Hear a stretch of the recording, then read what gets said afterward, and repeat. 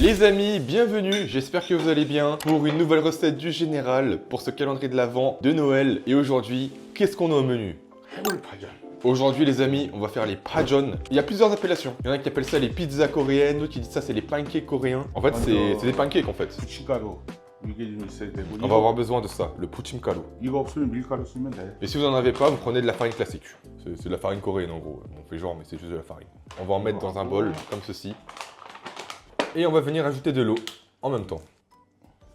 Au niveau des quantités, enfin la louche, hein, il n'y a pas vraiment de quantité à suivre. Faites comme dans la vidéo. On fait tout au jugé. Et on vient mélanger avec une cuillère. Histoire de ne plus avoir de grumeaux, donc il faut bien mélanger pendant un petit moment. Et du coup aujourd'hui, on va vous présenter deux versions du John, enfin du pajon plutôt. On avait fait récemment les John, là c'est un pajon, c'est un truc un peu plus gros. Et on va avoir deux versions, une végétarienne où on n'a pas de viande et l'autre avec de la viande justement. Ok. Et au niveau des ingrédients, c'est tout. On a juste besoin de l'eau, de la farine, un peu de verdure, un œuf et des fruits de mer. Parce que le haemul, c'est-à-dire les fruits de mer en coréen. Donc on appelle ça le haemul pajon, c'est la première version. Dans une poêle, vous allez venir mettre de l'huile comme ceci. Tac.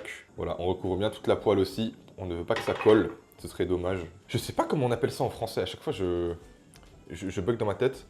Et voilà, on va venir ajouter on va appeler ça des poireaux. Vous avez vu, vous en mettez un dans l'ordre et un inversé à chaque fois, vous avez vu. C'est le pattern, c'est un à gauche, un à droite. Et vous recouvrez toute la poêle, c'est important. Il faut qu'il y en ait partout. Et maintenant, on va rajouter notre préparation par-dessus comme ceci, avec une louche. Voilà. Tac. Tac, tac, tac. On en met un petit peu partout comme ceci, petit à petit. Let's go. Et on va rajouter la moitié d'une louche pour combler les trous qui vont rester. Voilà, les espaces qui sont vides, on va venir les combler. Tac. Voilà. Et ensuite, on prend nos fruits de mer et on les disperse un petit peu sur l'ensemble de la crêpe. Voilà, tac. Magnifique. Nous, on a pris des moules, calamars. Voilà, on en a mis énormément. Hein. Dans les restaurants, ils vous mettent même pas le quart. C'est des radins, c'est des raclures. Nous, on en met beaucoup. Donc là, vous voyez, ça commence à prendre la forme d'une crêpe. Je sais qu'il y en a, ils étaient sceptiques, ils étaient en mode ok, what the fuck.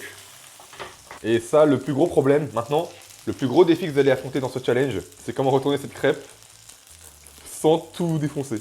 Voilà, on vient souder un petit peu les parties qui sont un peu shaky. Est-ce que tu vas le faire? Pour le show, pour le spectacle? Ah,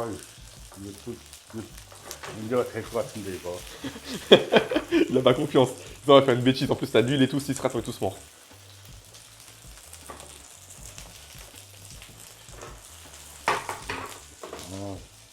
Ok.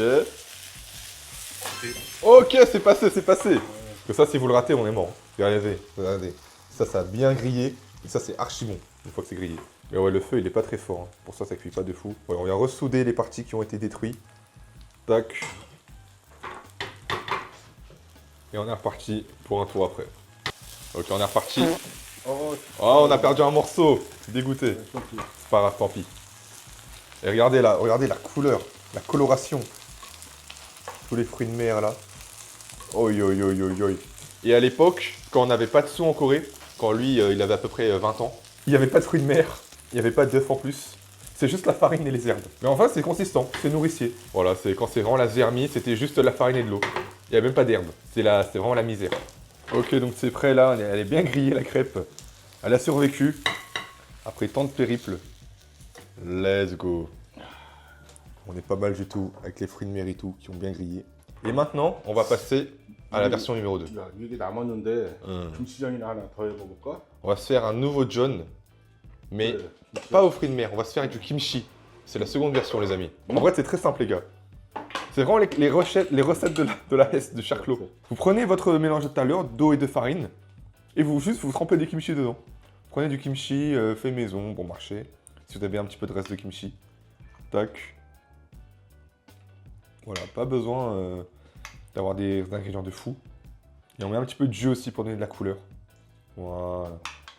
Et là, avec une paire de ciseaux, on va venir couper nos morceaux de kimchi.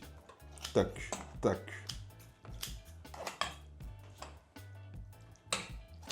Voilà, on fait des petites coupures.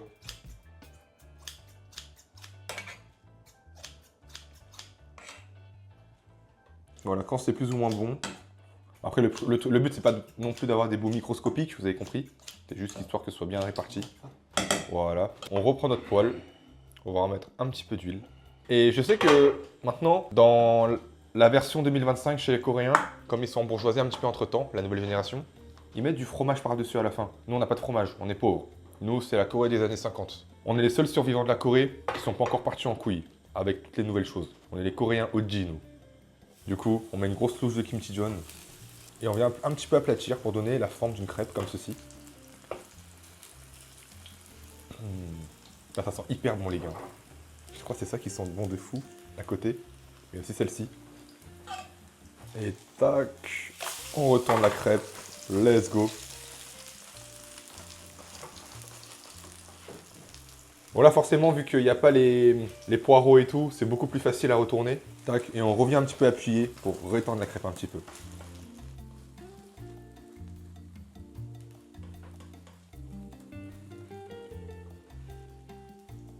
Voilà.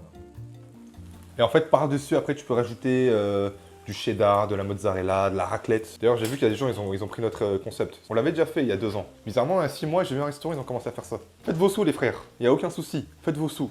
Juste faites-le bien. Là, regardez, on va bien appuyer avec la spatule pour bien que ce soit plat et pas trop épais. Let's go, le goat. Nous, les amis, on est nuls en cuisine. Quand on arrive à faire des trucs comme ça, on s'applaudit nous-mêmes. Pensez à applaudir maintenant. Dites, waouh, il est trop fort. 파전도 이게 되는데 이상하게 오면 En vrai, le pajon, comme t'as les poireaux et tout, c'est dur. Parce que ça se bouscule, ça se fragilise plus facilement. Allez, encore. Oi, oi, oi, oi, oi. C'est bon, il a pris goût, il a pris goût. Même lui, il est content, là. Il est fier de lui. Bon, là, c'est plus ou moins prêt. Vous avez vu, le kimchi, il est bien grillé et tout. Et là, vous pouvez mettre un peu de fromage. Regardez, regardez. Il a regardé le plafond, tellement on est pauvre. Ok, c'est plus ou moins prêt. Let's go. On va passer à la dégustation. Tout de suite. Pour la sauce, on va prendre de la sauce soja. Ok. Un peu de sauce soja. 하고 Un peu de graines de sésame. Magnifique. Et pour terminer, un petit peu de poivre. Pour donner un petit peu d'épices. Et on passe directement à la dégustation, les amis. Et en Corée du Sud, on mange avec les gants. Parce que, en fait, ça, c'est une technique ancestrale que peu de Coréens vont vous montrer. Parce que maintenant, ils se sont devenus trop bourgeoisés. À l'époque, il n'y avait pas d'ustensiles, il n'y avait plus de baguettes. Du coup, on mettait des gants en plastique. En fait, il n'y avait pas de gants. Là aussi, c'est un signe d'embourgeoisement de richesse. À l'époque, c'était chaud. Mais tu prenais directement avec les mains et tu déchirais là, en fait, le pancake avec les mains et tu faisais des nœuds comme ça. Tu faisais un sorte de package. Et c'est comme ça qu'on mangeait les vrais Coréens. Oi, oi, oi, oi, oi, oi, oi. Putain, même moi, j'en salive là. 칼슘 먹는 것 같아. On dirait qu'ils mangent du calcium, ils mangent des compléments alimentaires. Tellement le truc, il est... 이 파가 익으면 달잖아. En fait, le poireau comme ça, complet, bien grillé, ça donne un goût de fou. Et c'est comme ça qu'ils mangeaient les Coréens à l'époque. Sans les fruits de mer, sans le fromage, sans les couverts, sans sauce aussi. Mais pour le coup là c'est vraiment insane. On va goûter le kimchi, un peu plus épicé forcément. Regardez la couleur du pancake avec la sauce, le jus. Le kimchi là il est bien grillé comme il faut. Tac, de la petite sauce. Ah, il est au paradis le général. 김치 바베큐다. C'est un barbecue de kimchi, exactement. Mais c'est le même kimchi hein, quand tu le mets sur le grill et tout avec la viande. 김치 구워 먹으면 진짜 맛있어. Ouais, le kimchi cuit c'est vraiment un autre niveau que le kimchi traditionnel. En fait, voilà, tu déchires avec les mains comme ça. Ils mangeaient comme ça les Coréens à l'époque. Tac. En fait, quand tu manges avec les mains, c'est la meilleure sensation. Hey. Ils ont pas eu la vision, les mecs avec les couverts. Ils font les mecs élégants là. Mange avec les doigts. Mettez-en partout. Soyez dégueulasse. Tu mettrais une note de combien pour ces deux John? Non. 9 sur 10, c'est du très très solide. En tout cas les amis, j'espère que cette recette vous aura plu et on se retrouve pour les dernières dans les quelques jours qui suivent. Bonne soirée à vous, bonne journée, prenez soin de vous et à la prochaine.